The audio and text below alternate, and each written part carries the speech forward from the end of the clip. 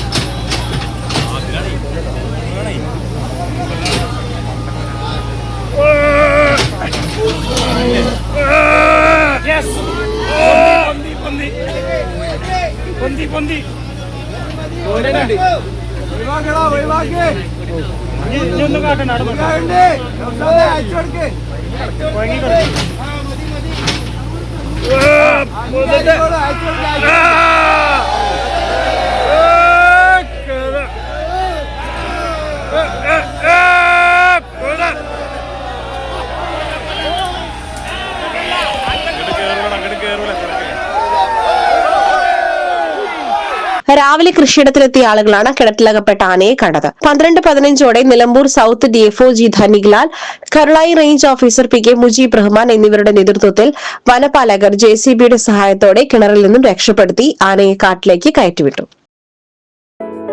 Gold, pure gold. Group Nilambur.